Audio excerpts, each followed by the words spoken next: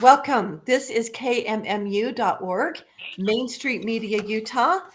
This is the Liberty Moms Show. Liberty Moms are the original Secretaries of Defense. We are the real defenders of the home front. I'm your host, Dalane England. I have my prior co-host, Kris Kimball, who is a true Liberty Mom in every sense. She is the prior Davis County Republican Party chair. She's also been a national elector for the Electoral College. She has been a candidate for the legislature and recently a state school board candidate, and possibly still is a state school board candidate in all reality. And we are really excited to have Kris Kimball on. We're going to be talking about the elections. Welcome, Kris. Thank you, Dalane. That made me chuckle when you talked about the school board, because we don't know what's going to happen with that school board race. We don't. Based on a lawsuit, right? We're going to see if we really believe in and stand for the rule of law in the state of Utah. We're going to see. We're going to see. It is going to be most interesting. And it's not a simple thing. It's kind of complicated. So we're going to have an entire show where we can just dive in and really talk about, because we want to give people evidence and documentation and let everybody get educated on this issue, because it is a big issue. And it isn't just on your race. It's not. It's on the governor's race, the gubernatorial race. It's on the several other races, the Senate race. So anyway, we are going to talk about the elections in the state of Utah. More specifically, we're going to start with the presidential election. So Kris, I'm sure I know, but I want to hear, how do you feel about the election? What are your thoughts? Well, I think Trump did a magnificent job, and it's so exciting that we could have the winner announced that night. And I think he was really smart with his strategy, even though he himself voted on election day in person. That was interesting, wasn't it? He went and voted on election day. And I get it. He's out traveling. He's everywhere. So, but you know what? He didn't do a mail-in ballot.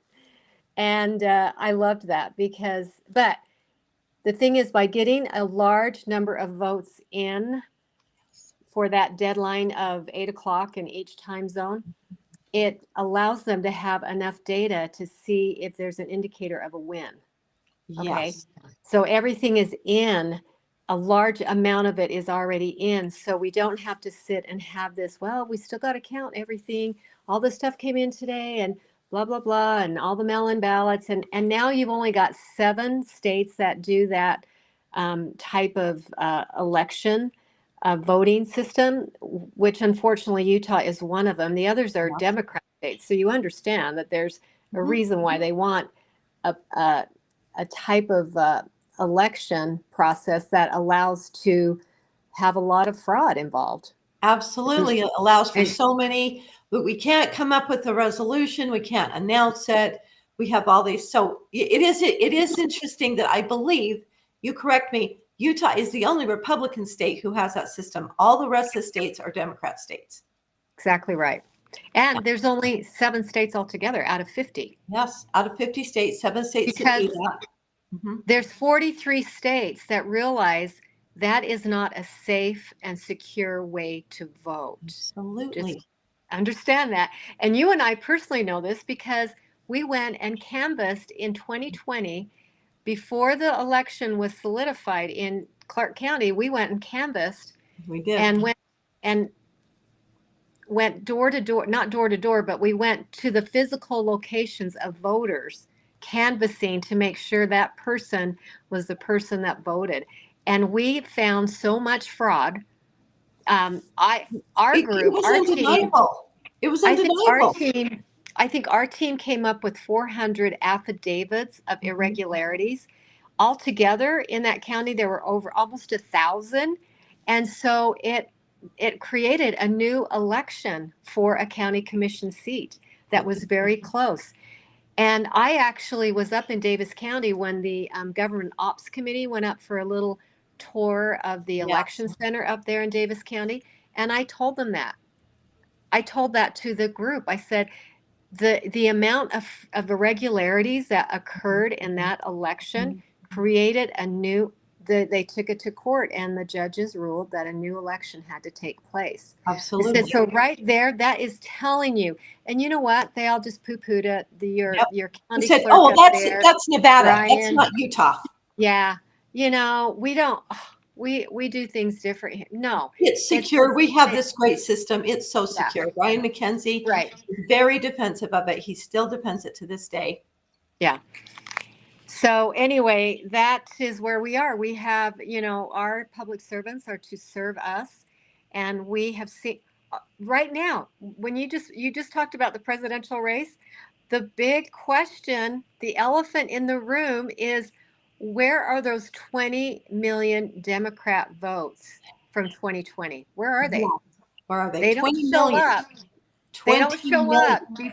They don't show up before 2020, and they're gone They're now. gone. They're just gone. Where are 20 million votes? And what was different about 2020 versus other election years? Oh, almost all the states had mail-in ballots because of COVID. Yeah. Oh, we can't vote in person. Oh my gosh, no way. We've got to use mail-in ballots. And then all of a Okay. sudden, 20 million All of a more sudden, Democrats come out of the woodwork. But 40, why are they just missing in action under the yeah, the protection agency? They're just gone. 20 million Democrats disappeared. 20 million votes that have never existed prior to 2020 and don't exist now are gone. Well, what does that tell you? And what method was implemented? I mean, it's a clear indictment against mail-in ballots, and our Spencer Cox and our Deidre Henderson, for whatever reason they feel they need mail-in ballots, will not support that, will not support getting rid of them. They are not open to it. We can't even have a real conversation about it. No, but I will say, I want to make a public service announcement to your listeners. You do not have to have a ballot mailed to your door. Okay. I haven't received a ballot for almost 4 years now. Okay. And all you have to do is write an email to your county clerk and tell them to stop mailing the ballot, that you don't want it. I would educate them and say, I've told my county clerk, I don't want a ballot mailed to me because there's no security behind it. It has a higher risk of fraud. And so I haven't had a ballot mailed to me. And so I have to go into the voting booth. I have to show my ID, which is what we want. We want everyone showing ID. When you're using a ballot, there's no ID. There's no ID.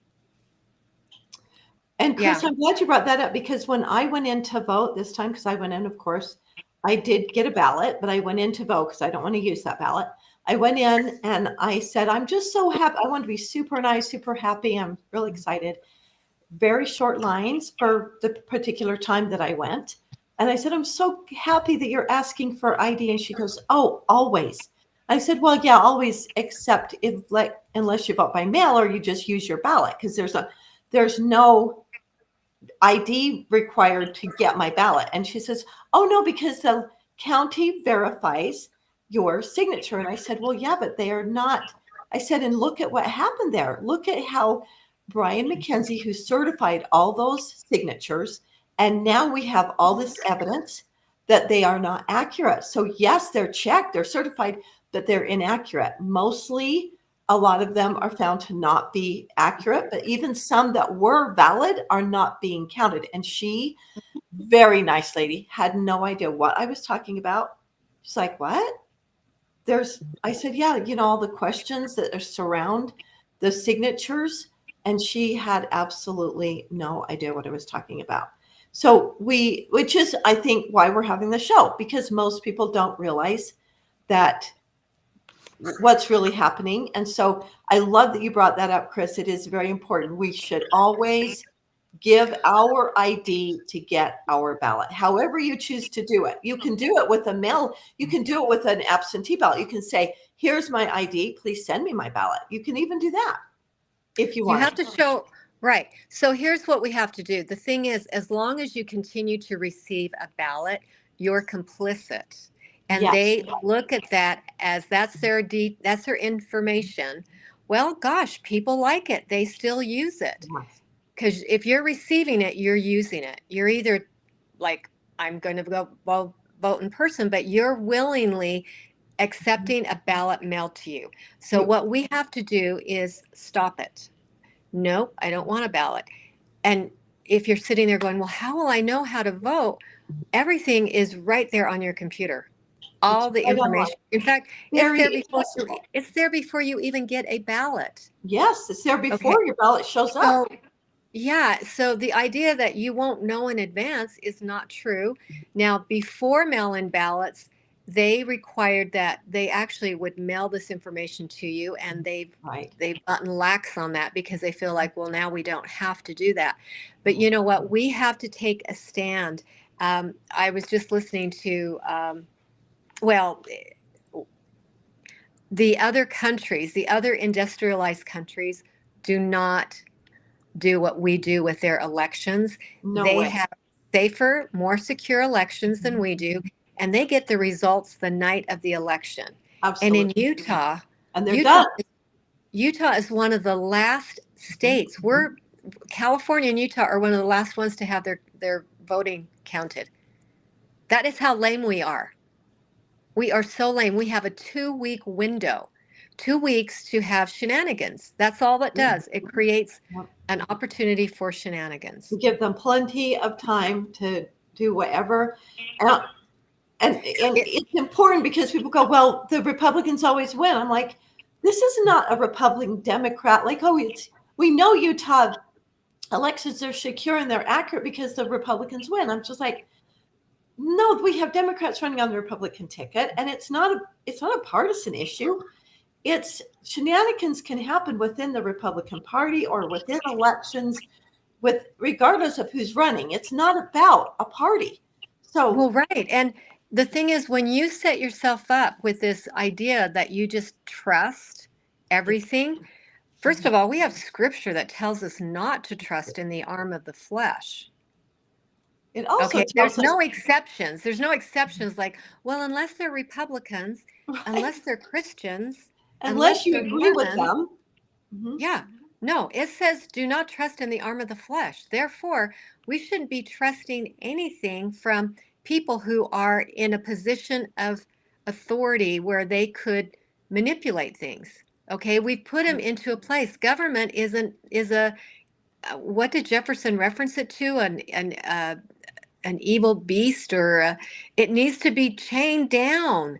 It needs to have chains to constrict it because it allows for people to get prideful, and Power corrupts. that power corrupts. Absolute Right. power corrupts. Absolutely. Lord Acton, yes. And so we are the ones that need to make sure that we're keeping that government tempered. Okay, that it's not getting too big. And we know that under Governor Cox, it's totally inflated.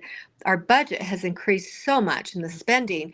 And here's the deal in Utah, we have allowed, because we haven't stopped it yet, we have allowed the governor, some elected official, to oversee his own election. Yeah.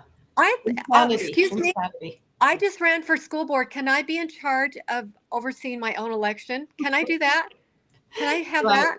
Who would That'd be think there'd awesome. be a problem with that, Kris? Like, I what's think wrong if with I oversaw my own election, I'd be a winner. Well, and I'm Kris, you just wouldn't even saying. want to because you don't want there to be suspicion. No, about it. exactly, You exactly. want to provide transparency. You You don't want want it, anybody to question the results. Chris, we want you to go in and count your own election. Right. Okay, that would be really a lack of integrity for me to even consider it, Yes. right? Mhm. Yes. So you have other people so that it looks like, hey, I have no skin in this game. I am not counting. I'm not looking. I'm not overseeing. The people are having their voice heard, and I'm going to step back and make sure that happens without any of my own interference. Well, we haven't done that. And so now we've got a lot of people who are pushing back because there's been some irregularities that have shown up.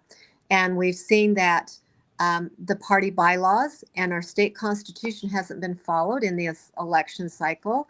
And who do we have to? I mean, we should have had a governor who really recused himself and got off the ballot because he missed getting the signatures necessary to qualify to be on the ballot. According to a legislative audit, they Yep. did 3 times more than what is necessary, and they're showing in their audit that they can't see a way that he could possibly have enough signatures. They didn't absolutely say he doesn't. They said, we can't see. It looks like he's at least 80, at least 80 short, at least, maybe, more than that. But okay, just to reiterate what you said, Kris, because I think you gave some really excellent advice. And the only way we're going to be effective here, and I love being effective, it's really wonderful to be effective. Let's not just do it as a protest, but let's be effective. So if everyone that cares about elections and is concerned, just not about the outcome, but about elections being transparent and having the best system, all we have to do is say, tell our county, it doesn't have to be a big rally, you don't have to go out. You simply send a letter, an email, or go up to you just send an email. You email the county clerk and say, please cease and desist sending me or stop sending me a ballot through the mail. Right. And here's the deal. The state of Utah should have given every citizen that ability to opt out. Yes. Okay, when they decided to make this universal. And they didn't even give you any instruction. So it was kind of like, I felt like I had to do it. It was this or nothing. Right? Well, people have no idea they can opt out, and they don't think that's what I'm saying. Option. Did you know? I didn't know I could opt out. Right. Because they didn't tell me I could. It's like, Right. This is the new law. We're voting by mail. And it's like, if you want a ballot, okay. Here it is. And so, but no, we can opt out, and it is our duty. We have to protect our rights we have to enforce it. Okay, we don't wait to see if government will back off. No, we have to enforce our right. Mm-hmm. So I've enforced my right to have more of a secure way to vote. I'm not saying it's the most secure way because machines are awful. Okay, but it's better than using a ballot that is floating through the mail system. There's so many things that can happen. So, look at all the things that have happened through the mail system. It's just a quick email. It's just a quick email that says stop. And you can say in the email, please respond so I know you've received this. Excellent. Okay, so then and then you've got written notification. Yep, I've not, and I don't get a ballot. Right. And I'm not bummed. I'm not worried. All I do is I go in on election day and I can go online. I can see everyone who's running and I don't have a problem. I'm not unaware of any of the votes that I have to make, but I just go on election day and show my ID like every American should be doing. Yes. Registered citizen. Yes, we show ID. I have to show my ID everywhere. Absolutely. We show our ID everywhere. It is the only way you can have elections secure. And again, you said this, I just want to reiterate with people, it's very easy to go on. If you just simply Google Utah ballot, utahvote.gov, you will bring up the ballot online. So you can look at you get to not just look at yours, but you looked at all of yours in your congressional district. So you can see other legislative districts if you want to. You can see other school board districts if you want to, but you can put your address in and you can look and it will show you your ballot, what it will look like. So, and because I do think that that's also extremely important and very wise, because you may not even know all the things that are on the ballot if you don't see your ballot in advance. And that way you can vet the candidates. You can look and see, oh, I didn't even know about these constitutional amendments, or I didn't know about the judges. And then you can go vet them and get some information and be prepared. So when you go into vote, you are totally prepared to do it. But we have lost this idea of chain of custody. Right. We don't even understand it. I went up to the county to drop off the ballots of my husband and my son, and I was just talking to her about the chain of custody, and the lady there had no idea what that even means. She works for the clerk. She's under Brian McKenzie under elections, and she did not even know the terminology of chain of custody. So that seems a little bit concerning to me because if you don't even understand what that means, Right. are you able And to be overseer of it and you do everything? well, and here's the other thing that I brought up to the group. Again, it's the government ops. They're the ones that create the bills that they usually run for the elections. And then Brian McKenzie was there, and I said, what's wrong with us not being able to get our results like other industrial countries on election night? And he actually said this to me.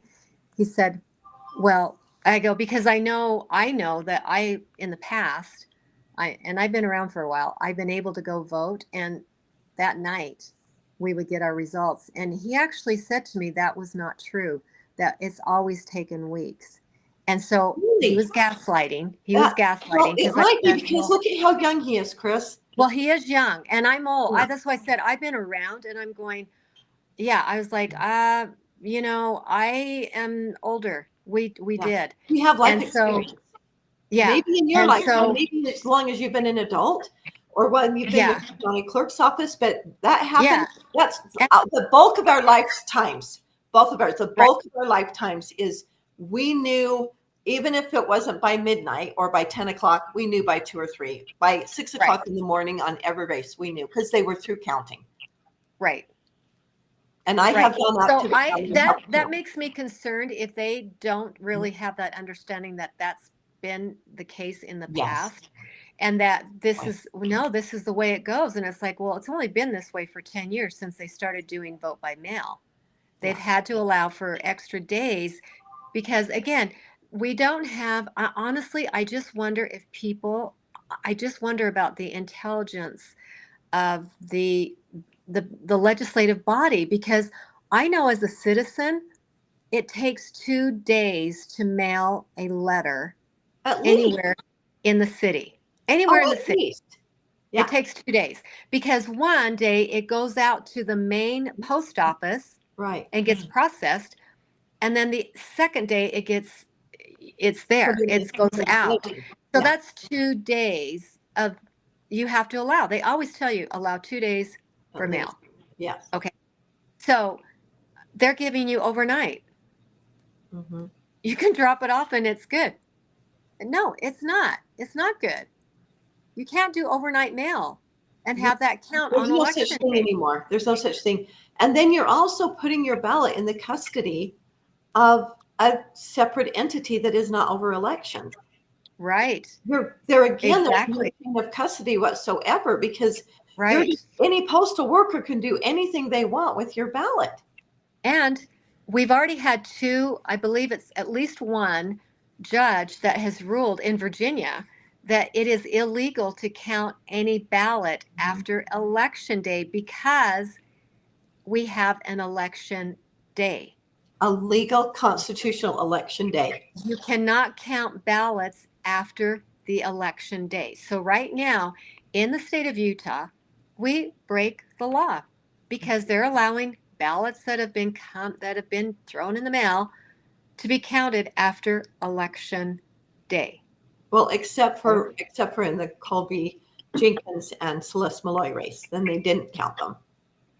Even because they weren't postmarked, even though they were mailed on Yeah. time, they weren't postmarked on time, no fault of the voters. And so Right. we have a lot of inconsistencies. Yeah. And the way that we handle that is we are consistent. We The keep voters, our own chain of custody on our ballots. this whole, the primary and this general election, the voters, and in previous years, I mean, we have been disenfranchised by the way our votes are processed. And again, 2 weeks to process and get a canvas is it's unacceptable. And Deidre will want to gaslight and say, oh, we have the gold standard. We are one of the worst states. I think the Heritage Yes. did a survey of the different states and their voting laws, and Utah was 38, if not lower. That's awful. Yeah. That is poor, poor performance. And we as Utahns have to step up. We have been stepping up. It's just that Deidre likes to go into the committee hearings and she's forgotten that she's not a legislator anymore. And again, this comes down to what is your proper role of government? And either you don't understand it or you're trying to be a dictator. Right. Because her proper role of government is to just to execute the law. It's not to create it. Not to create it. And if she wants to give input, which I respect, she has freedom of speech, even as a lieutenant governor, but she can give input to people. But the problem is she goes in and testifies as the lieutenant governor, as the person over elections, and tries to influence the laws, and does very effectively influence the laws that are made regarding elections. And I have seen, without exception, I would not agree with her premise on it or her take on the law, because I am about our laws need to have a protection of transparency. I'm not trying to sway the vote or the outcome. I want transparency so we know that if our elections are so wonderful and they're so fantastic here in Utah and there's no problems, then we should make that so transparent that no one is questioning it. What is the harm of making it available for everyone so everyone can see?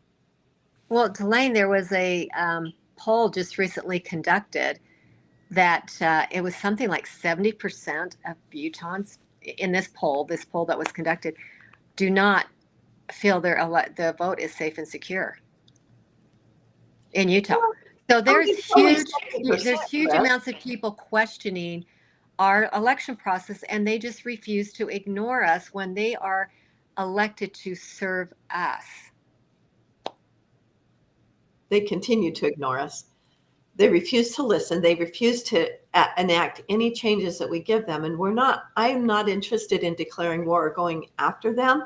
I'm not insinuating anyone as being dishonest. I'm simply saying, let's make it transparent. Let's do things that work, that we know work.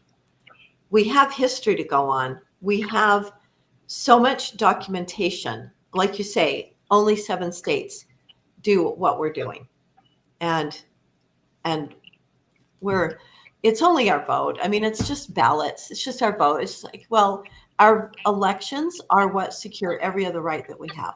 Exactly. So that you gave us some great advice, Kris. So I ask everyone to be sure and take that 2 minutes it takes to go on and send an email to your county and ask them to stop sending you ballots. You're going to be voting in person. And I think it's important also to make sure they know I am going to still vote. But I don't want to receive a ballot. So, but you know what, Kris? Okay, I want to ask you a little bit about this, because one thing that did make such a difference in this election, especially the presidential election, is that so many people did vote early. So would you suggest that, I mean, because I don't think you can vote early if you don't get your ballot in the mail. Of course you can. Yeah, they had early voting. They had early voting at voting machines. In Salt Lake they did. I know Salt Lake County did. Utah County did. I'm sure they. I'm sure Davis County had early voting in the library. They have early voting on machine. It's usually the second week, and they do it for 2 weeks. There's early voting in person. Yeah. Okay. So, and there is some degree of chain of custody there. Well, you're going to a machine. I will not tell you it's secure. Right. We can't. Because there's too many things that algorithms can be shifted. We know that people have voted one way, and then if they didn't pay attention to the receipt, it shifted the votes to another candidate or to a different party. And there was a survey given a while back on how many people look at their receipts after they vote. It was like 7%. And so if you're not really looking at your receipt, and after you have a receipt, who knows what the machine does to your vote? I just want a paper ballot. I want a ballot that's paper that I put into a box, and it gets counted right at the precinct level, which is how our elections used to be. And then, which is exactly how it yes, will be forever. and we're- then your well, local citizens at that precinct can go and help. You can be a poll. You can go in and help and watch. It's just like what we did on caucus night. It was fantastic. When we did the presidential poll, I told my group, I was the precinct chair or whatever, the host, and I told everybody the outcome, and I said, you are all welcome to come up and look at these ballots and right. just Yes. Examine confirm it what I'm yourself. telling you. You can do it with your own eyes. I said, because the paper ballots are here, they're not going anywhere. And then we took those numbers and reported them to the Utah County GOP, or the Utah GOP headquarters. So that information, but it all came from the precinct level, which is how all the elections should be. Precinct level, it gets counted, then it's reported to the county level. So if we can, and I mean, I'm optimistic only because we have a president now who cares about secure elections. Okay. And that's really exciting. That's a huge and we thing. have a lot of people now that are aware. We're aware because Dalane, we talked about this earlier. We're aware there's 20 million votes that are unaccounted for from 4 years ago. Okay, so right there, that should be the mandate that mail-in ballots, and I'm not saying you can never have an absentee ballot. That's not what we're saying. If you are going to be out of town on business or travel and you're not there on election day, then you can request an absentee ballot and you do it by going in and showing ID. You show ID. This is me. And I want a ballot, and they'll send it to you in the mail because you've shown ID of who you are, that you live at that address, and then you can vote by mail. Okay? If you have somebody that's infirmed and cannot get to a voting booth, they can get an absentee ballot. Okay? So there is ways for you to still vote that process if you like it. Absolutely. But Legitimate it's not ways going to with be the change. mailed to you universally through the government. The government's not going to force you to receive a ballot in the mail because that's where the fraud is coming from. So that I think is ideal. And I mean, Dalane, we have an election here in Utah with the governor. And think about it, like right now, so today it's Thursday. The election was on Tuesday. And of course, we're lame here in Utah. We can't, certify our elections yet. But there's already 88,000 people that have voted for the Republican nominee, which was Phil Lyman, and did not vote for the governor. And we know that number is going to get higher because every one of those ballots had to be adjudicated because they were write-in. So those have to be all counted by hand, and that number is going to continue to rise. But there's a lot of people in this state that are not happy. These are Republicans that did not vote for what was supposed to be for Spencer Cox. They're voting for someone else because of the fraud that they've seen. And this candidate Phil Lyman has been willing to stand up and call out the fraud. And there's lawsuits that are still in play. This is far from over. This is far from over because there are lawsuits. And until this election is certified, anything can happen. And, I just want to go off what you said, Kris, because you said that they voted for Phil Lyman. What they were voting for was the real, authentic Republican candidate. He should have been on the ballot. His name should have been there because he was, by law and by party bylaws and rules, he is the Republican candidate. And we know that there would be more votes coming in because we've talked to people now who thought he had withdrawn. But again, there was election interference because our lieutenant governor decided to send out an email. And again, she's biased because she's on the ballot, and she sent out an email to every voter, okay, which is election interference, because she sent out a misleading email that said Richard Lyman had withdrawn, but she forgot, or, well, gosh, I'm giving her too much. She Yeah, intentionally right. left out the idea because there's confusion about a name, because Yes. she actually Yes. had told the Lyman campaign that they were okay to just use the last name Lyman.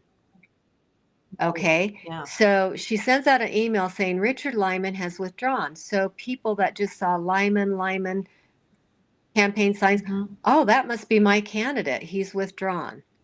She neglected, and I can't give her any For grace whatever because reason. of her position of power, but she neglected to include the information that Phil Lyman was still running as a write-in. That's all she had to do. Well, because Kris, she never sent out an email informing people there is a write-in candidate, Phil Lyman. So she never informed people that there was a write-in Right. candidate. So why would she inform people that Richard Lyman had withdrawn? Because no one knew Richard Lyman was Right. running, because he wasn't campaigning. The only reason that he ran was because her and Spencer and Governor Cox, their campaign paid Richard Lyman $1,000 to run as a write-in candidate and a steak dinner. And so they enticed him to run, but no one knew he was running. So there were people out there didn't go, oh, there's Richard Lyman and there's Phil. The only reason people even knew Richard was only people that knew he was running were people who were planning on supporting Phil. And Phil let them know because he didn't want them to be their votes to not be counted and for them to be confused about you can't just write Lyman. So it is interesting that she didn't send out an email saying, hey, here's the write-in candidates that are legitimate candidates. She didn't do that. But then when one withdrew, her campaign, not she personally, her campaign went and got to be on the ballot. Then she sends an email out saying he's withdrawn. That is so interesting to Well, me. you actually bring up a great point, which I hadn't thought about, is yes, she didn't send out the, as being over elections, this is me wanting to, educate everyone. No, she waited until she could use a reason to send out an email to confuse the voters. So we're dealing with somebody who is intentionally causing election interference. Okay. And again, these are crimes. These are against the law. You cannot interfere with elections, and that's what she has done. Okay. And so I'm sorry, but Utah, we had a ranking before this election cycle of number two, the number two most corrupt state in America. And with Cox and Deidre Henderson over their own election cycle, we are easily number one. We are easily the most corrupt state in the United States.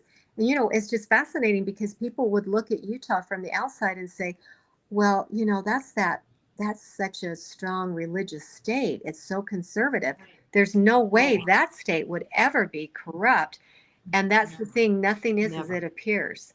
And, when you have this facade of being considered honest, okay, and then you have a people that are trusting, and then you put in laws that allow people to have oversight over their own elections, you've just Well, created, that's legal. It's immoral, yeah, but it's you've just legal. created an environment where fraud and corruption can just expand. And yeah, Expand. And just to add to that, you have a lieutenant governor who was also on the campaign of the running AG oh, yeah, candidate. So we have a candidate, Derek Brown, who is running as the AG, friends with Lieutenant Governor Deidre Henderson. So he invited her, knowing she was over elections, to be on his campaign team. finance team. And Yeah, yet, but and this is, then, Delane, this is what is so, I mean, this guy is supposed to be our attorney general. yeah, he's supposed to And be overseeing all he the could not bad. see the integrity, the honesty issue The integrity, of the immoral having issue. somebody over elections on your campaign. Could not see that being bad. He couldn't see that as a conflict of interest or an immoral I know. action. And I'm like, what is Couldn't- with he didn't what have is the with these judgment. people from Utah? I mean, I don't get it. They willy-nilly Well, ignore law. as you said, the scriptures are very clear that the Lord has warned us about the wolves that wear the sheep's clothing, that there are people who are going to present themselves as a one way, and they're actually a different thing than they present themselves. And that's what the Lord is really warning us about. He's like, you're gonna recognize the wolves. The wolves are wolves, you can tell them. But the ones that wear the sheep's clothing, the ones that present themselves as a follower of Christ, but they're really wolves, those are who I'm warning you against. And so I'm just telling you, things are not as they appear, and you need to be very careful about the way people present themselves, because that's not always how they actually Well, are. and here and it's our job. I mean, the Lord has warned us, so that means we need to speak out against it when we see it, instead of give him a Yes, pass. Like, oh, that's okay. It's not that bad. I mean, okay, they didn't murder anyone. Okay.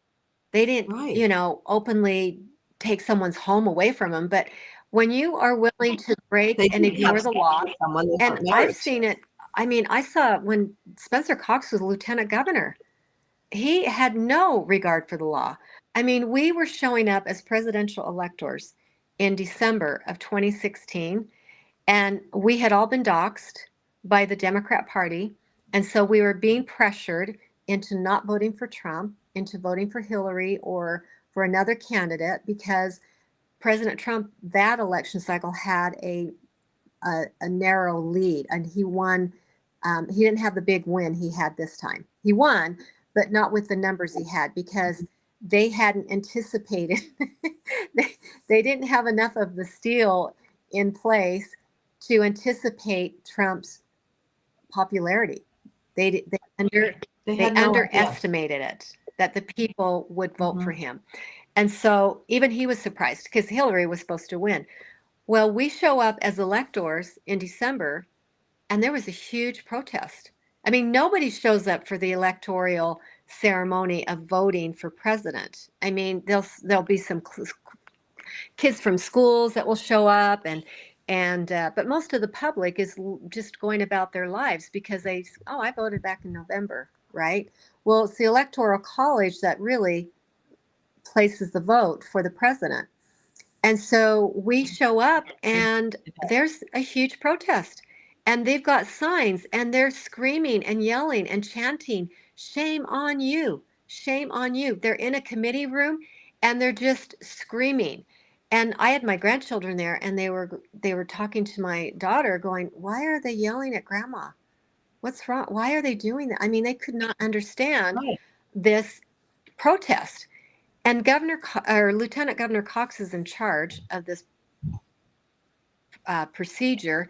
And did he call them out Right. and ask them to have some decorum, ask them to Right. follow the law? At the Capitol. I mean, this goes beyond decorum, because we're voting.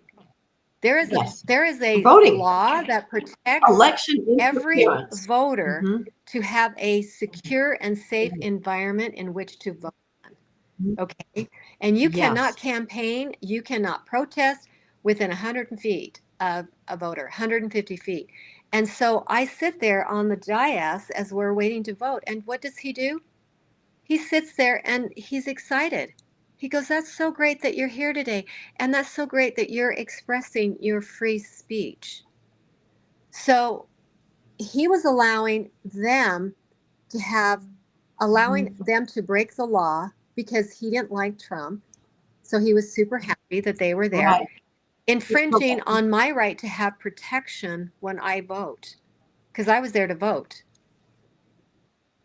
And so right there, he just Yeah. showed that he's not anyone that has any regard for the law. And he will use it to his own purpose. So that was 8 years Yes. ago. And Yes. he seems to have Yeah. the same pattern today.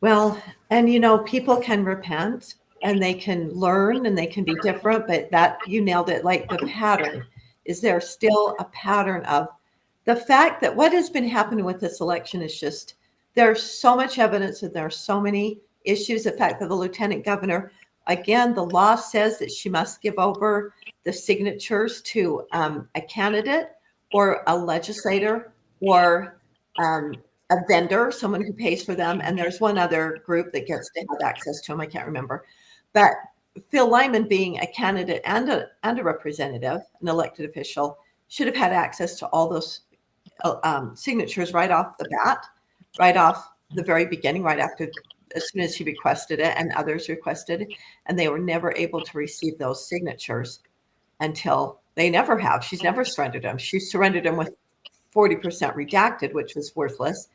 But until the legislative audit was performed, we didn't know how many of the signatures are not valid. Well, and we're one of the only states, I believe now, that refuse to release any of the voting information from an election. And we used to do it at one time, but now that we have this regime in, they are protecting. So that's the thing is, if they had nothing to hide, there'd be no reason to not release the data on our voting. But see, there's no way to verify. And Phil Yes. had said himself, yeah, once we can verify that the election, Yes. was accurate and the with no irregularities, then yeah, we can admit that if we lost, yeah, we're there. But if we're not even able to inspect, Utah will not allow anyone to inspect the election. I mean, that's strange. And the legislature, it's in code that they can. It's in law that they have Yes. access to It's right in legislator. California law. And And what that is what's amazing about America, and what countries don't allow transparency in their elections. Those who appoint dictators, those who handpick who they want to. Oh yeah, everybody can vote, but we're no transparency. That is not American. right. Now, the more transparent, then the least amount of fraud and corruption can take place. And so when you see two individuals that are trying to have the least amount of transparency, it's very suspicious. And it's sad to see this kind of behavior. We're in Utah. We have so many good, honest people in the state, but we have to be vigilant. And if there's corruption, it's up to us to expose it. Because Yes, we need to be. We've got to be educated. We have got to get educated. It's just essential that we get educated and know what's going on. And it does take a little bit of time. It does take a little bit of effort. That we have a responsibility with having freedom handed to us on a silver platter.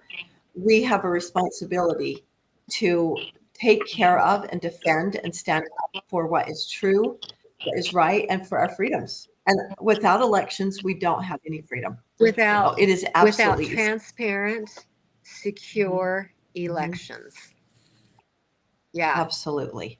Thank you. Yes, transparent, accurate, and transparent. And we can't know if they're accurate if they're not transparent. Right. And we do need the people that are in those positions to just be transparent. And I'm not expecting perfection. Even when ballots were hand counted, there were errors. There can be miscalculations. That things can happen, but I don't want anyone to think that we are talking about looking at how any individual voted. That is not it at all. It's the aggregate scoring. It's the aggregate votes.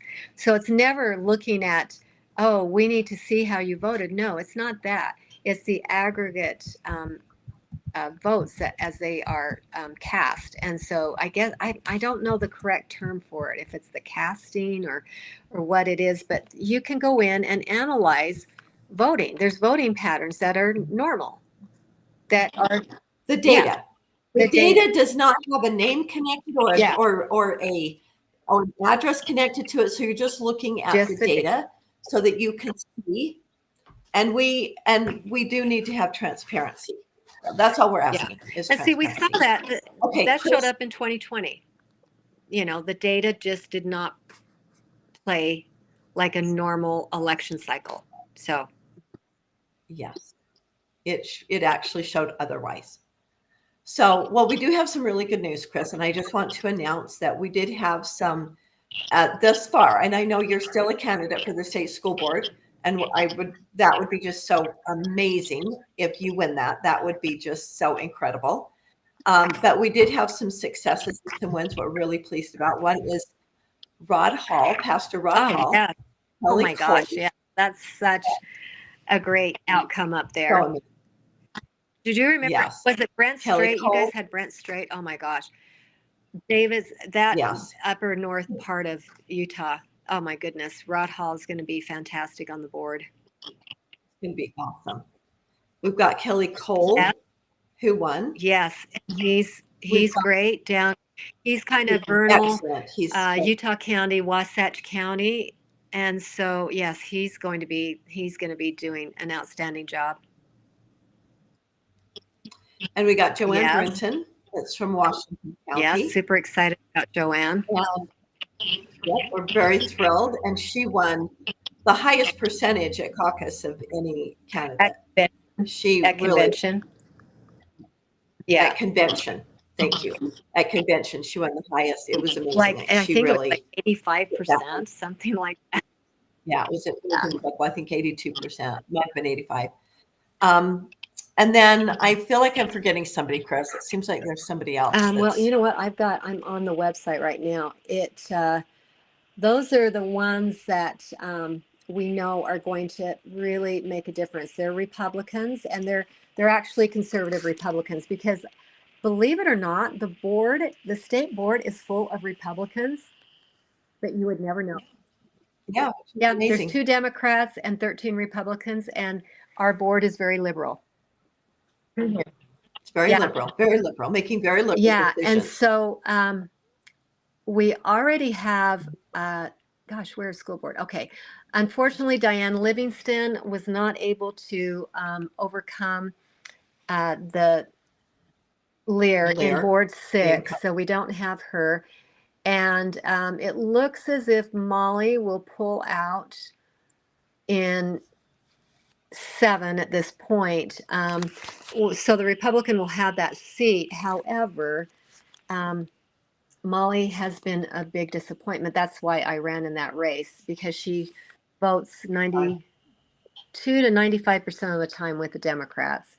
But John Arthur would have been very damaging on the board. He is someone who has an idea that children are not safe with their families, that they are better cared for by the government system.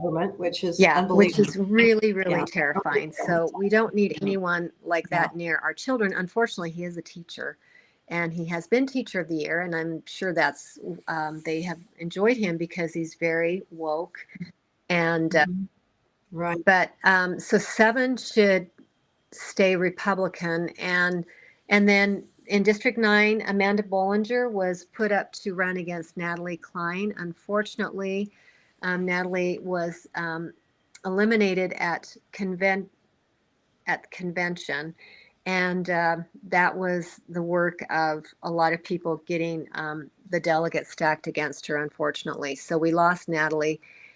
And then in the multi-county race, Matt Hymas has won, but Matt, again, is someone who has voted with the Democrats. And most recently, very disturbing, he voted to allow the Department of Justice access to our school records in return for a $2 million grant. Yeah, that's horrifying. Really, that's just very horrifying. And most of the board voted for that, except for Christina Bogus, who knew that we don't want the Department of Justice anywhere near our children. Separation of powers. We don't trust the Department of Justice anyway. Oh, they should not have their nose in education at all. No, not at all. And they have taken over Davis County. I am here to clarify. It is not Kelly Cole. When you said that, I'm going, that doesn't sound right. It's Cole Kelly. It's Cole, Cole and Kelly. he's the Thank you so wrestling much. coach up in or down in Utah. Oh gosh, I want to say Orem High School. I'm not sure if I might have that high. I'm sure I have that high school wrong. I'm not. But anyway, he's a wrestling coach, and he is going to be fantastic. And so he was able to. Um, he won at convention very soundly uh, against the chair of the board, but they put in an unaffiliated voter who is a park service ranger or something to run against him. But he's got a 75%. He's done an exceptional well in his race. And then we do have Randy Booth that unfortunately will be still on the board. Um, Yes. and then Joanne Britton, which we're super excited about. So, Yeah. we're looking at Okay. really, we should have 5 good, solid, We've got Joe Joe 6 with that's on Joe board. Carey. And so, Carrie. yeah, I mean, we're getting a good conservative body on the board now. Okay. Yeah, we're starting to take our education system back. Yeah, so I'm super excited to see because when you've got that many, I mean, it's really hard to do the shenanigans that sometimes happens on the board where they marginalize you and make you feel like you're the only one that feels that way, that thinks that Right. way. And so when you've got 6 people that are, I mean, they're not the majority, but they definitely can influence. They can have a And they can voice help and some power. influence the other Republicans to perhaps vote better. More aligned Yes, with the that's what Constitution. I'm hoping. Kris, thank you so much for being with us. I really appreciate not only you being here today, but I'm so grateful for all the work that you do and really in defending and standing for our liberty. And we're so Well, grateful to you. Thank thanks, you so Dalane. much for your wisdom and insight and Thank great you. advice. It's been fun. Thank you. Thank you. Have a great day. Uh-huh. Appreciate you. Bye-bye. Thanks. Okay, well, that was really wonderful. We gained a lot of great insight with Kris, and we're really excited to welcome our next guest, who's also an absolutely amazing Liberty Mom. Her name is Gayle Ruzicka. She is the president of Utah Eagle Forum. She's also on the board, the national board of National Eagle Forum. She has been in the trenches, I would say, I'm going to say 40 years, but probably longer. Gayle, how long have you been in the trenches of standing up for our Constitution and our liberties? For over 50 years. Yeah, okay. Well, she's barely that Yeah, that's old, right. but yeah. You So know, she's been in it her entire life. My mother was out going door to door, so I count that now. Of course, yes, Not really. absolutely. She's dragging you along. And you took your kids along, so they all know they've been taught wisely. Mother of That's right. 12. Mother of 12 children, 12 really amazing children.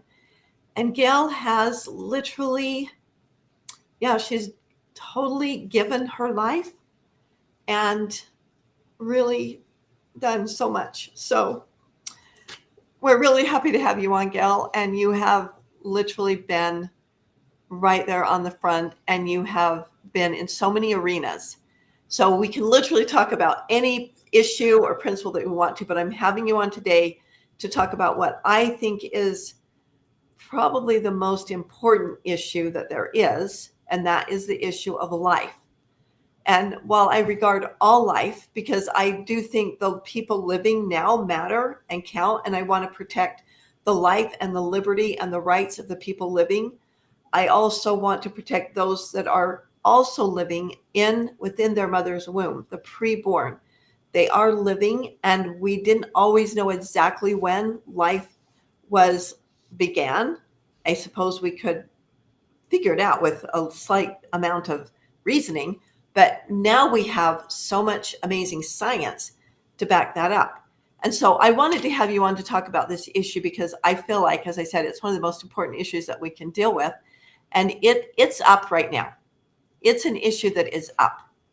So Gayle, what are your greatest concerns about the pro-life and preborn issue that we're dealing with? You can start with Utah or you can start with nationally because they're both big, important issues.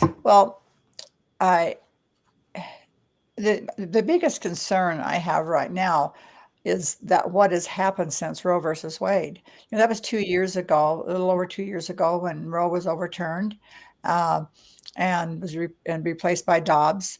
We were so excited. I was certainly so excited because I've been involved in the pro-life issue, um, well, since Roe. Uh, Before then, I Yes. didn't even think about it would ever be a Yes. problem. I mean, I'm old enough that abortion was something that you heard about that was happening some dark place in New York City. Yeah. I yeah. Somewhere else. It didn't Oh, I affect didn't us know at all. anybody who'd ever had an abortion. I didn't know anybody who'd ever considered an abortion. It was just something we didn't think about or talk about. We knew it was a horrible thing, but it just wasn't something where I lived growing up, and I just we didn't talk about it. Just didn't. To our knowledge, it wasn't happening. Who knows? What was happening somewhere, someplace that we didn't know about.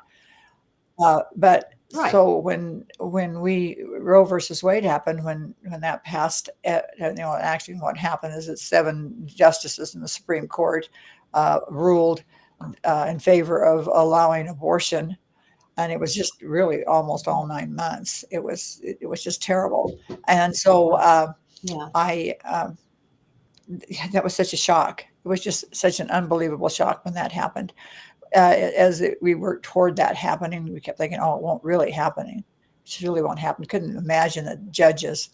All my life I'd learned about wicked judges. We all knew about wicked judges, and it was Right. part of my belief system that there were someday will be wicked judges. And then suddenly, out of 9 justices on the Supreme Court, 7 of them uh, uh, voted to make abortion legal. It was such a shock. And, of course, So shocking oh, and it was so horrifying. horrifying. I remember it well. I remember when it happened. I remember I was 15 Yeah. years old, and I just remember being absolutely Well, and horrified. for a teenager, Absolutely that horrified. I mean, I can imagine how a teenager would feel about that. Um, I know, Mhm. how I felt about it, and I just couldn't believe that it had happened. So for all those years, we tried everything we could, and to actually um, overturn Roe. I mean, it was just, but it was just didn't happen. It was just so difficult. We chiseled away at it. We were able to pass legislation that would put some restrictions, because there was hardly any restrictions or anything. They could just get an abortion. And so that was the one thing every state practically that had Mhm. enough pro-life people were passing bits and pieces of legislation to protect babies under certain conditions. But we didn't get rid of abortion. Some states were better than others. And so, and we passed legislation, like in Utah. We passed legislation that said that there was a 72-hour wait period. That saved more babies than anything Mhm. we had passed in. It was Yeah, amazing, wasn't 72. it? They had to wait and think it through. They had to think after going in and talking to an abortion doctor, they had to wait 72 hours and really think it through and be confronted. So they couldn't be manipulated or coerced into it instantly. Now, Huge, right after huge we bill. passed that, the abortions started going way down in Utah. That was just amazing. But we did back in Utah in 1991. We passed a very restrictive abortion law. It was that life began at implantation, and there were exceptions for the life of the mother, and rape and incest, which, I mean, life of the mother is one thing, but the rest of them, I didn't really wasn't wild about it. But we were. I mean, we were so grateful. We got that passed. The governor signed it, and it went all the way to the Supreme Court. It got cert in the Supreme Court. That is extremely unusual. Uh, just a few. I mean, hundreds, thousands of cases go to the Supreme Court every year. Uh, and, Right. like less than 100 usually get cert. So that was a big deal. And we were Yes. so excited and so hopeful. But we had a Democratic woman, Attorney General, Jan Graham, And she played games Yes, with it and terrible. kept it back until Byron White, who was a Supreme Court justice, had retired. And then once he retired, we didn't have the numbers to get it upheld. But it did get all the way there, and there were parts of it upheld. So those were the kinds of things we had to do because of Roe versus Wade. We couldn't, but and that bill would have overturned Roe. I mean, immediately it would have overturned Roe, and that was back in Right. 1991. Think of all the babies that could have been saved if Jan Graham hadn't have, done her voodoo Yeah. on that bill. She will be held Yeah. accountable. So, for that. we were Very excited. This was two years fun. ago, in June. So it was a little over 2 years ago that Roe was overturned after 51 years. All those years. And I always knew it was going to happen. And I got to the point where I'm thinking, oh my gosh, I'm going to die before it happens. But I kept telling the Lord, please, please let it happen before I die. I can die the next day, but please let. And so I believed with all my heart that it was going to happen, that it would happen before I was gone from this earth. And so I was delighted, but not surprised, and so much so that I had suggested, as you know, Dalane, because you were part of that pro-life coalition, when I suggested that we need to pass a trigger law, because so that if as soon as Roe was overturned, it would become law, because what triggered it was the overturning of Roe. And so we did that, and that was great. It wasn't even that. The Amazing. legislators supported it. We passed it. We were so excited. Roe was overturned. The very same day Roe was overturned, it became the law in Utah, that trigger law. It was the very same law, the very same language. We just took that old bill that we sent all the way to the Supreme Court back in 1991, and that became our trigger law. And so that became the law in Utah. And it was the law for 3 days. Wicked judges got involved again, and Planned Parenthood sued and said it was unconstitutional under the Utah Constitution. They couldn't say the federal Constitution anymore, because Dobbs changed that. So for 3 days, abortion was illegal in the state of Utah, and then the judges got involved, and they put a stay on it, and They just put a stay. I think people need to know they didn't overrule our law. They just put a stay on it. They're just like, while we're reviewing this, you can continue to take the life and the life of the unborn within you. You can continue to do it while we're deciding if it's okay for you to do that. That's exactly what happened. You can keep driving while we're trying to decide if this is drunk. Well, and we got back before the same judge, Judge Stone, a month later, and he did the same thing again. So then it went to the Utah Supreme Court. They upheld it with a vote of 4-1. They upheld the stay also, and so here we are, over 2 years later, and abortions. We've killed almost 7,000 babies in that time, just because of, in Utah. This is just in Utah. Just in Utah. Since Roe was overturned, we still have killed well over 6,000, going on to 7,000 babies in that time.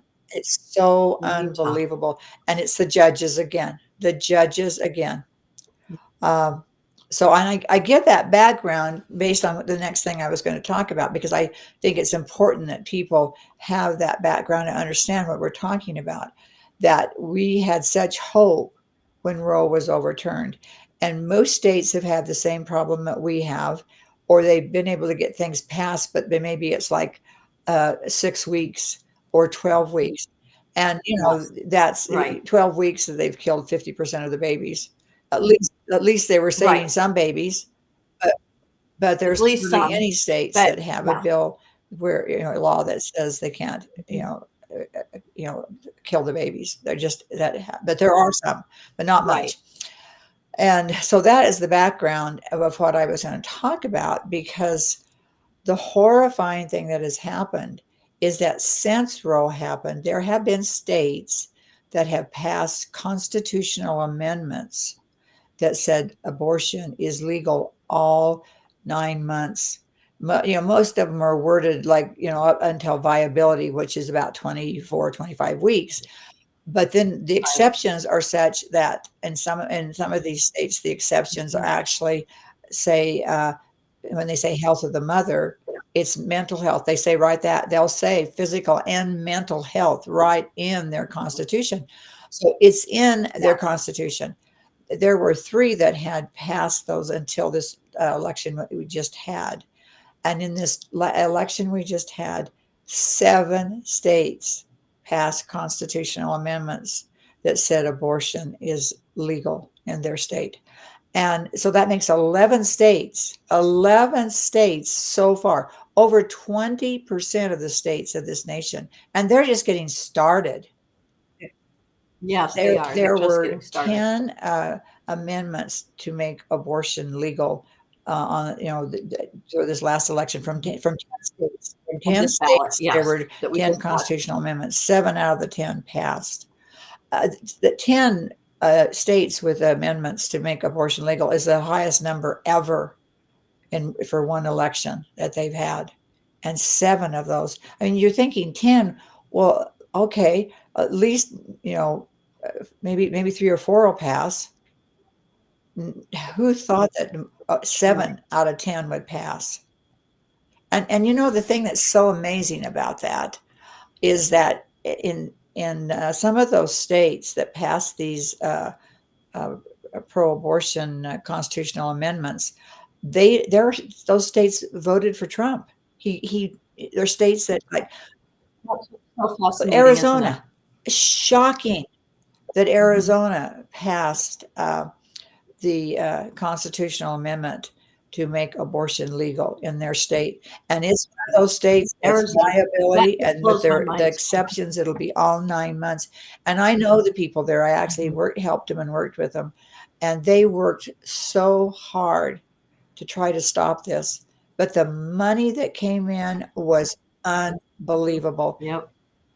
You just can't compete with it. It's so much money. And the wordsmithing, the way they make it sound. We have to protect women. We have to protect the health of the woman, the life of the woman, the mental health of the woman. No woman should get a mental illness because she's pregnant and doesn't want to be. I mean, the way they wordsmith things. Now that, when they were doing their victory dances over this, and there's pictures of them with their hands in the air and cheering and yelling and oh, now freedom for women, and it's women's rights and all, and these are going on at the same time. People were cheering in the same state for the Trump winning, and in those 3 states that didn't pass, all the things that I've read, oh, how horrible it is. The poor women are going to die now. They are going to be so sorry when they see how many women die. Right. And it's just so unbelievable and hard to believe that we are living this way. It was like the rage came down over that. It's like, we'll show you overturned Roe, so we're going to show you. And they have make fun of the justices that overturn it. They have called them names. And so that is the other thing that watching, Dobbs is, as I said, is what we have now in place of Roe. Dobbs is what overturned Roe. Right. And I try to clarify this so people understand when I say Dobbs, what I'm talking about. Yeah. What Dobbs said was that they are sending the issue of abortion back to the people and their elected officials. So that means Congress is their elected officials. So they were saying Congress can vote and decide whether we are going to kill babies or not.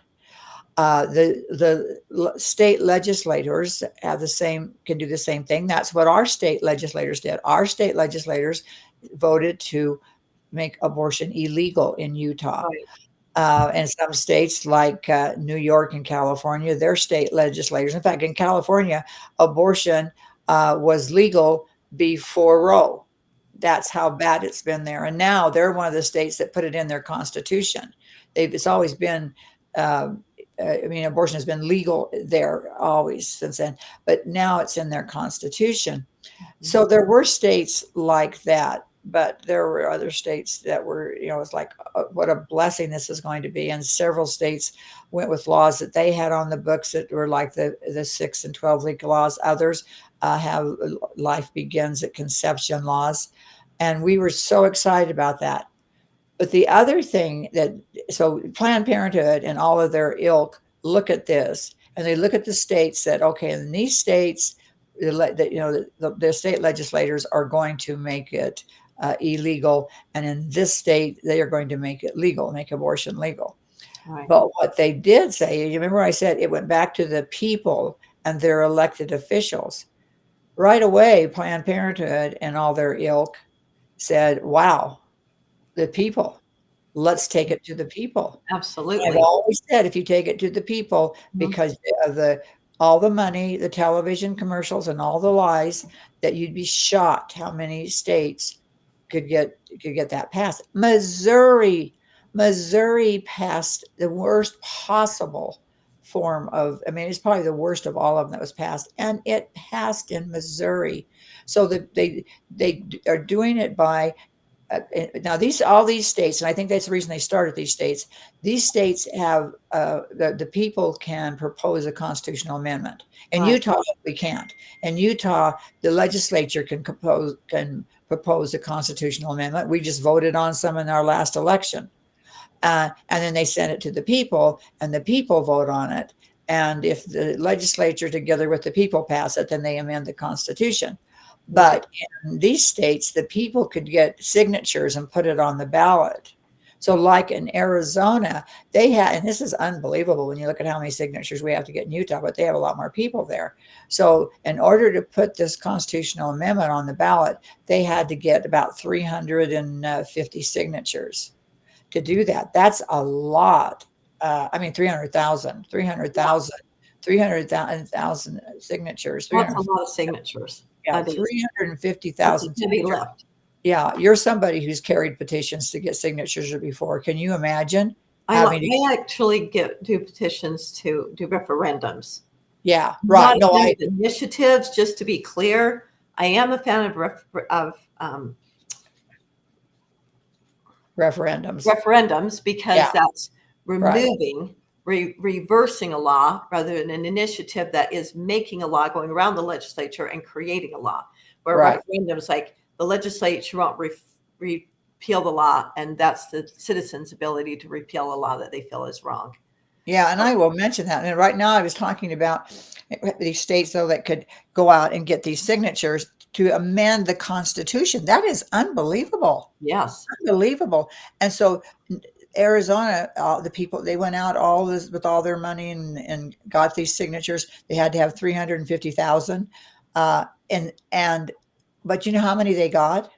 How many? They got like 825,000. No, seriously? So that was one in every 5 eligible voters signed those petitions to get that on the ballot. That was a big sign that was going to pass. But I've got friends there. In fact, Cindy Biggs, who is her husband is Congressman Andy Biggs in Arizona. She called me, and I worked with them. And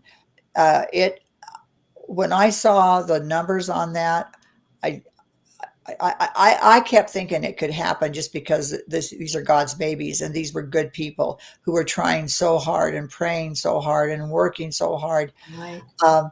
And we can win. We can win, but we've got what happened, why they didn't win, even with all their hard work. Yes, the money that the other side had. You know that Melinda Gates has pledged $1 billion just from her over the next 2 years to work on these initiatives and constitutional amendments. How much did you say? 1 million? $1 billion throughout the United States. And she's just one of many. But here's something that everybody needs to know. This is so important. A lot of the money came in, it was foreign money. Yes. because in many states, maybe most states, that they can bring in foreign money. Now, we're supposedly our federal government says that foreign money cannot come. Now, they hide it, Elections. but in the states, they didn't have to hide it. They could be so blatant with it. Well, it became very obvious that part of the reason that they put these constitutional amendments on the ballot in these states Yeah. was to be able to take, so that the foreign money was behind it, Soros was behind it, Planned Parenthood is of course the out front person on this, and then the Gates, Mrs. Gates, all of these people did that because the foreign money could come in under those conditions, and the idea was then they'll get Kamala elected because Right. all of these people would go out to vote. As happens, we've had it happen in Utah and things. When Absolutely. you have those kinds of things on the ballot that the liberal people come out to vote for, it increases the liberals. That's how Mia lost, Mia Love lost in Utah years ago. But the interesting thing that happened was all that foreign money, all the liberals coming out to vote did pass in 7 states these constitutional amendments. But in some of those states, Trump won anyway. Right. And people just need to recognize that that is how they got that foreign money in here, right out, didn't have to play any games or anything. They had that foreign money in here, getting these abortion issues on the ballot, and that was to help Kamala Yes. because she said if she were elected, Mhm. abortion would be legal all 9 months in every state in the nation. So Yes, you it's look at federal that. law. Yeah. So you look at what an ugly picture that is. Yeah. That abortion was such a huge issue in this election for the Democrats and for Kamala. And she didn't, some of the people were saying, in fact, you're going to find this very interesting, but I heard that Scott Howell was going to be on a radio show today talking about what happened in the election. So I wanted to hear what he said. Yeah, no kidding. I know Scott well. I was shocked at what he said. He actually pointed out all the mistakes that the Democrats had made, and I thought, he is a Well, Democrat. there's a lot of them, but they're pointing those out because they want them to learn and not make the same mistakes. And Right, but I was surprised he was pointing it out on for the the world radio, to being hear. But transparent. that was good. That was Yeah. good, But he did Great make for us. he said they should not have spent all that time and money on the abortion issue.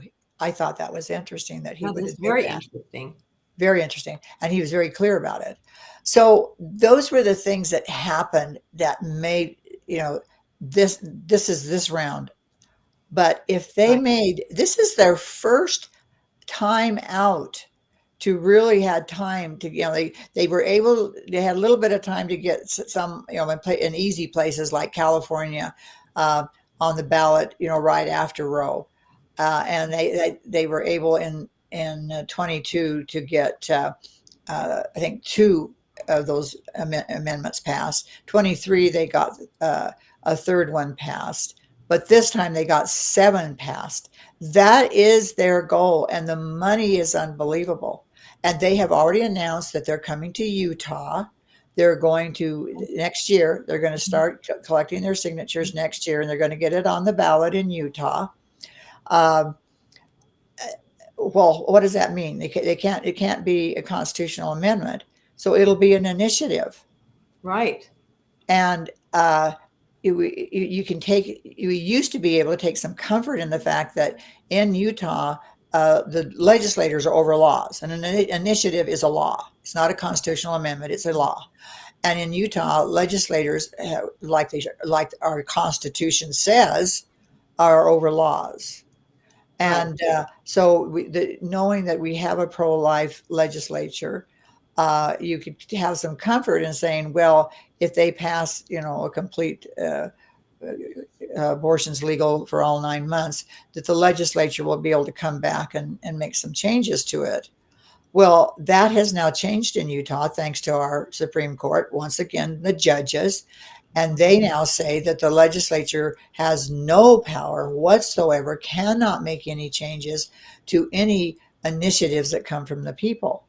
So it might as well be a constitutional amendment as far as Are there just a few prescriptive, like there are some minor ways that they can change it? Like, they are so minor that yeah, they are non-existent. I mean, seriously. you could get, and this wouldn't be one of them. It has something to Yes, do. right. It's a financial thing, Yes, and if it's and going to put us and into they won't know financial, till they try if we that'll can't. even Yeah. work. And Well, and and that is if so. the legislature even thought about making a change, there would be those who would sue, and then it would be tied up in the courts. And so, even if the legislature did find that they needed to change it, I mean, it would be completely ineffective because it would be fought. Well, right, and there wouldn't the abortion wouldn't fall under that No. category of something that they could even consider. Okay. They only put they put the financial part in there because of people. The people tend to go out and pass anything they want. They could have their Right. child write it for them, and with no regards, like they did with Medicare expansion, for what it was going to Exactly. Have cost. no understanding and There's no no consequences. fiscal note, you know. Yes. We No fiscal note. Delane and I are at the legislature all the time. We watch what happens with fiscal notes. We see all kinds of legislation that passed, but then it doesn't pass, doesn't get funded, Right. and it doesn't become law because you have to have money, or they will reduce the fiscal note to the point that it changes the law, because you have to be able to pay for it. And in Utah, thank goodness, we have a constitutional amendment that said, a constitutional Requirement. law that says we have to balance our budget.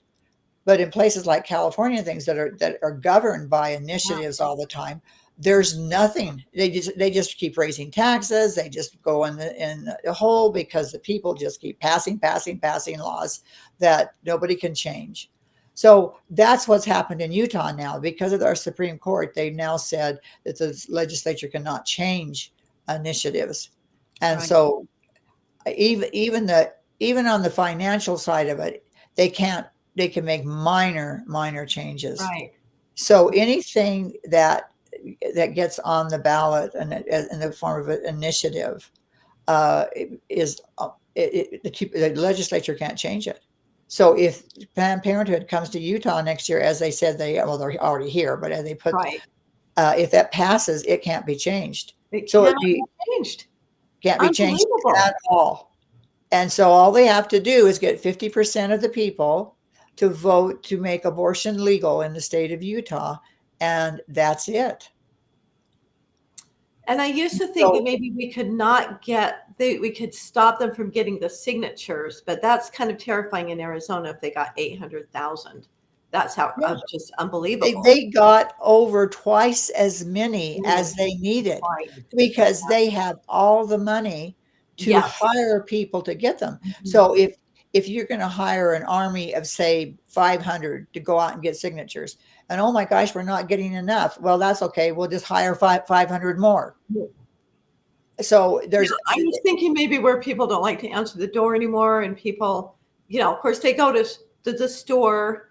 People are easily manipulated and easily tricked, especially because most of the signature gatherers they're paid, so they don't really know what they're even, and they'll just lie to get people to sign. They don't. They either don't know or else they're totally dishonest. So, I mean, first of all, if you're going to sign something, you should know what you're signing. Well, you should know what you're putting your name to, and you should also know that hopefully, as at the end of 2025, it will be made public.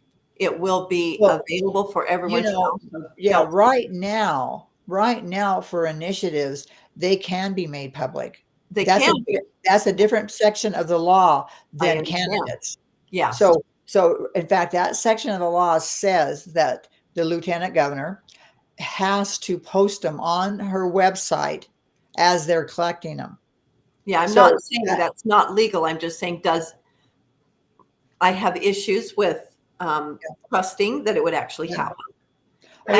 Because there's laws right now about elections that are clearly in place. We have the code, and they're being violated by those in positions of power. So just because it's in our law doesn't mean it's going to happen. And that's why you better be yeah, you better be prepared for it to be made public, and you better know that what you're signing. You just have to know what you're signing. And all of those things are things that we have to be working on. We have to start educating people. But here is the thing, based on what, as I just have gone back over those and talked to people involved, and just looking in shock. Well, for a good example is Florida. Now, Florida is one of the 3 states where it failed. But it failed because in Florida, they have to have 60% to pass it, whereas all the other states are 50%. In Florida, where Trump won big time, 57% of the people voted for that constitutional amendment to kill babies. And they have a 57. Governor DeSantis, who absolutely lobbied against it, spoke out, is very popular, Right. extremely popular governor, and won overwhelmingly. And he came against it, and still it passed with 57%. Yeah, well, like I say, it failed. It failed because It but failed there's because still it was 57%. 57% of the people. So if they didn't have that 60% threshold Right. It would have right passed. there in Florida, where they've done well and with conservatives, and Missouri is a conservative state. Arizona used to be, but they still have a lot of conservatives. We can just go down the list, and it's just shocking. It's shocking. It's so unbelievable, Gail. I cannot even believe it myself. Well, and it's going to get worse, Dalane. That's the problem. People are becoming more and more acceptable as other states do it. Once you get this momentum, that's why they're just wow, they're out there. They're going after it in every state they possibly can. And they're announcing it ahead of time, and they're just saying, here we come, everybody be happy. And they're cheering and cheering. And like you said, the lies, they have all the money in the world to do the television commercials, the billboards. They're all full of lies. They tell people that that these abortion bans means that women are going to die. Women who are having a miscarriage can't get medical help. I mean, it's just stupid things that they stop and think. They know it's not true. Young people buy into it, and any reason that they can come up with. I was in Missouri, and you were there too. And I turned on the television in Missouri, and this is in September, just because Ann told us, like Eagle former chairman, and she said, you have to see these commercials. So I turned on the TV and just kept watching every time, and they were everywhere. They just constantly had them, lies after lies after lies. And sure enough, it barely passed in Missouri. I will say that's one of the lowest states was Missouri, and with the count. So what do we do? And as I talk to people here, people were saying, oh, there's no hope. Somebody, is saying, well, they've got 6 times the money we do. It's the money. There's nothing we can do. And that's not true. Not at all. Because we have to get to the people. Look through history. It's not always bought. Money is important, and it's hard to contend with. But when you have a right and correct, righteous desire, and you're willing to do the work, then the duty is ours. The results are God's, and we have to. That's right. And when you look at the founders, and we look at our founders and what they did with 5% of the people, and look who was their opposition. Talk about money, power. They were the ragtag army that couldn't even buy shoes for their soldiers. Right. They didn't have warm clothes. They had dilapidated tents and the big guns truly the big guns, the real guns came in. And on the big expensive ships with all of the British soldiers that were trained in heavy winter coats and dressed for the occasion. Professionals. And professionals who didn't know how to fight wars, thank goodness, in the United States. Right, in the United States anyway. Over in this country, they didn't know about you don't line up and let people shoot at you in red coats. Wear red coats so they can't miss you. Part of the blessing. Yeah, that was definitely. But God had that in the works long before the Revolutionary War began, so He had that all figured out. When I share those stories with my children, things I just giggle. It's like, They Yeah, did what? it's They hilarious. stood up and then they fell down dead, and the next line came up and they fell down dead. And it's like, Yeah. And but the Americans are like, hey, we're using the valleys and the trees and the bushes, and we're not going to set ourselves up. We're gonna set ourselves to win, not to be defeated. but those are the best examples. Those They are are. the best Mhm. examples. And why did it happen? Because the hearts and the minds of the people, the souls of the people, Yes. they longed for freedom. Yeah. And God was on their side. And so we have to be wise, and and I've been talking to some very important people across this land, this nation, and we have to organize and go to the people and go to the hearts and the minds of the people, and God will bless us and bless the people. And that is the only way. We can either sit back and say, oh no, it's not possible. Melinda Gates' $1 billion is, Right. we can't even begin to get the money they have, because it's not about the money. No. It's not about the money. It's about the people. It's about going to the people. God is on our side. These are God's babies. They are. These little children, these little babies. And as you said at the beginning, we've got the science now that shows, viability is so much sooner. We've got the science that shows 3D ultrasounds that shows every part of the baby and the heart, and we've got all those things. But even without those, of course, life begins at conception. Of course. Logic tells you that, Yeah. because Mhm. a seed grows. A And seed how could grows. it switch from a thing into a person? At Yeah, what point could that it's happen? this little tiny baby that grows, and at any That's point, smart. whether it's at the beginning, the middle, or whenever you kill it, it's dead. That little baby is gone. It's dead, and it's tortured. And Oh, and people have to learn that and understand that these are two separate beings. The mother is a person with a soul, and the baby is a person with a soul. They're two separate beings. mhm. And you don't kill the mother and you don't kill the baby. And that's what they don't understand. And I am shocked in talking to young people, some young people in my family I just talked to, shocked that they didn't have that understanding. No. Because you know what? Many of the churches have not been speaking out. Many of them have not taught what abortion is or what it is. And definitely the world, our society and the world and our community is totally teaching that it's a blob of tissue. It's perfectly fine. It's an easy, all you do is take these 2 pills and you won't have to deal with any of the consequences. Plus the fact that women are saying, and we're being told, it's my body, my choice. I'm all over that. Do we want the government telling women what they can do with their bodies? No, I am in agreement with that 100%. Wait a minute, Delane. Don't you know it's not your body or your choice that they think you need to be vaccinated? I do know that.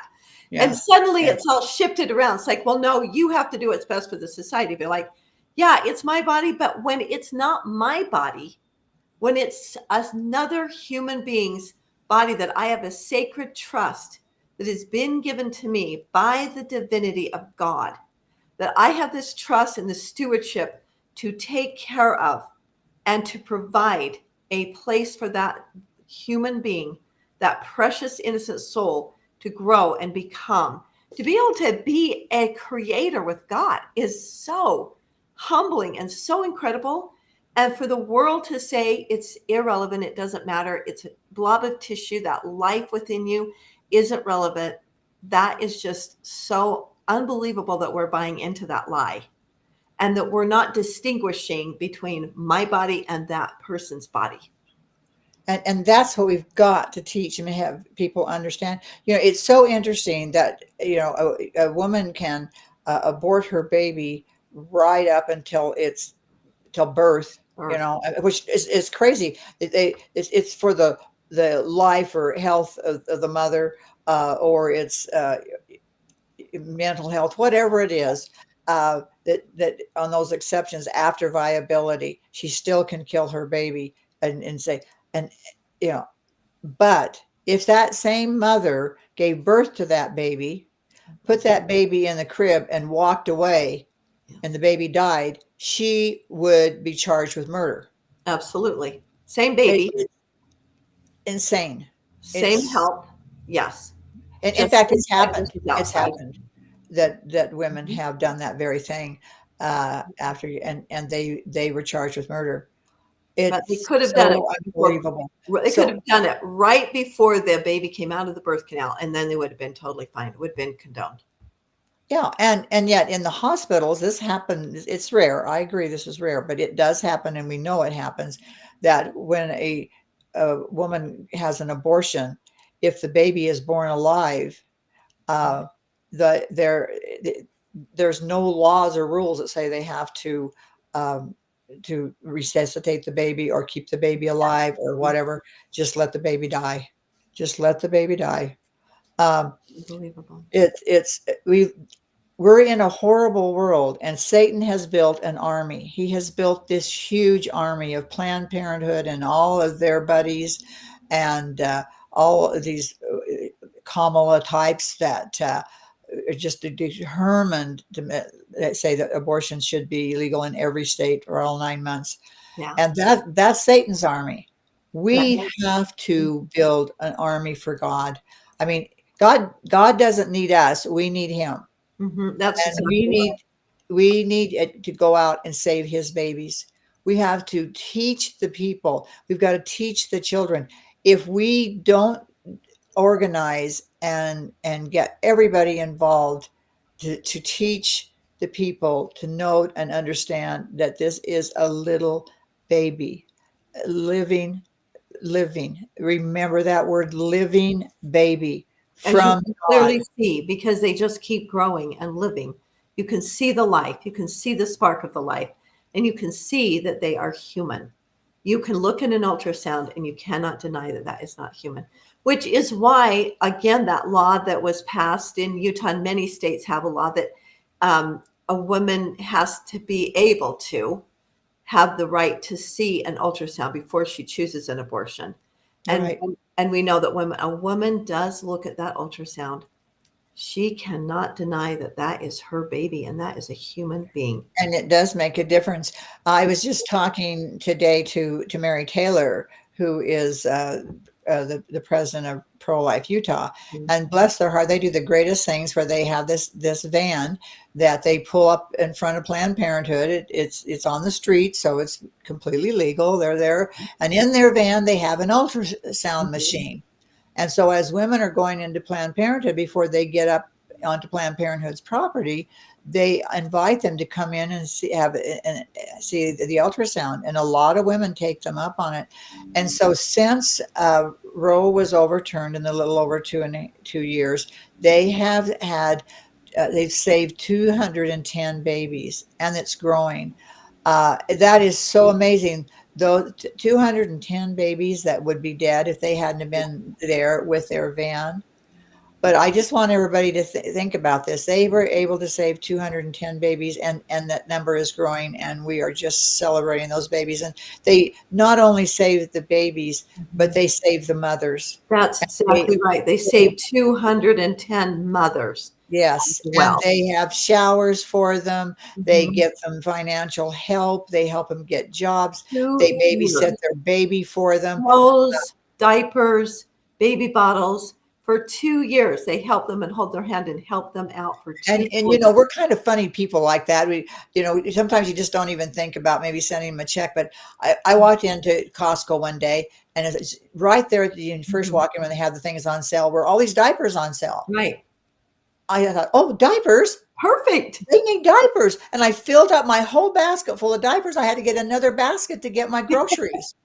And, Yes, and I because thought, like getting one, it's a good price.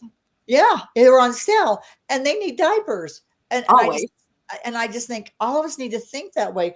I wear these Mhm. little feet all the time that they're the feet of a 10-week unborn baby, because people ask me about them. I usually have them on my lapel or whatever I have on, and they ask me about them, and I tell them, and I get a chance to talk about. That's how you change the hearts and the minds of the people. Uh, That's how. that day in Costco, it was such, I just filled that basket. And this is the honest to goodness truth. After I filled that basket, and I had to go get another basket for my groceries. It was 10 minutes later when Deanna Holland, who is over that part of Planned Parenthood, and her husband were there in Costco. Okay, said, now "Oh my gosh." Deanna Holland is not over Planned Parenthood. She's over No, I meant ProLife Utah. Yeah, ProLife ProLife Utah. Just Utah. wanted to be Yeah, clear because I yeah, don't want ProLife. Deanna to, Yeah, be you're mad so for right. us. So, Oh, and so there so she she's a was. I pro-life gave her activist. the We help diapers, with this. gave her the diapers. She Oh, loaded them into her car. And sweet. and I only mention that is to say that that's how we just need to think, you Yes. know, and we feel good about it. See, we feel good when we do things like that. We need to Oh, be doing things like that all the all the time, time. And how changing the God, the heart tender and the mercy and soul how God mindsets of orchestrated that people.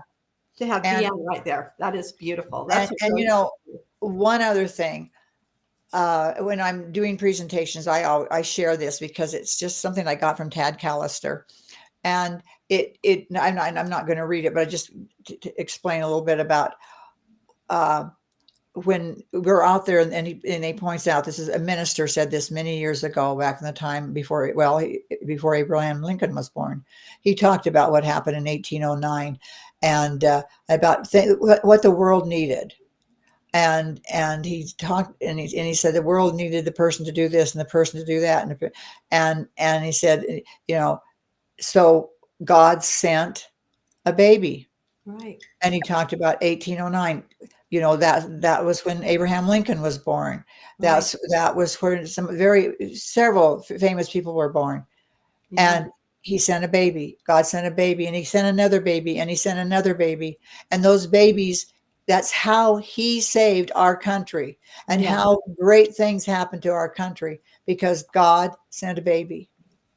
Yeah. And we have to understand these babies come from God, Yeah. and they grow up to be us and all the other people out there, good or for evil. Inventors, creators, people of love and value, and they're our leaders. So yes, we've got to protect our innocent babies. And so I would just ask all of your listeners to think about this. Think what can they do? How do we change the hearts and the minds of the people, and so that they won't get caught up in this, oh well, it's a woman's right to choose, oh well, I wouldn't have an abortion myself, but I'm not going to tell somebody else they can't, oh, I'm going to vote for these initiatives and constitutional amendments because I shouldn't be telling other people what to do. I Right. believe in freedom. They should have freedom too. Yeah, That's the only way that could have passed in these states that also voted for it Trump. is. It's like, oh, you don't want laws against murder? You don't want laws against stealing? Like, this is a law to protect, it's constitutional. Protecting life and liberty of the babies is just as important as protecting your life and liberty. Well, the 14th Amendment should apply to the unborn. The problem Yeah. is that it doesn't. And that's ridiculous. That, Right. it's Yes, but, a tiny newborn baby can't take care of themselves. right. They have to be cared for. As a developing baby growing inside of the mother's womb, that same baby when it's born, all of that needs tender love and care through the whole process. They are people. They are people. That's how people, every single one of us started the same way. And every little baby that we see and every little toddler that we ooh and all over and wish we could take them home, and all these things all came from the same beginning. And yet how many of those babies have died? That's right. And good people who should know better think that's okay. Yeah, And so, yes, they do. And it is a time of awakening. We're out of time. Speaking of time, Gail, how do people get in touch with you? And so that, people that want to get involved and they want to do something, there is ProLife Utah. So you can Google that ProLife. It's prolifeutah.org. And how can people get, I think, yeah, I'm pretty sure, and that they can get a hold of you with UtahEagleForum.org. yeah, UtahEagleForum.org. And just to let everybody know, we are going to build this army. Yes. And we want, and so we're going to step beyond we've ever gone before. And so we need help now. UtahEagleForum.org. Join God's army to save the babies, because that's what we're going to do. Thank you so much. Thanks so much for being with us. And thank you so much for all that you have done for Liberty. And God bless you. And remember that you are the guardian of your liberty. Thank you. Have a beautiful day.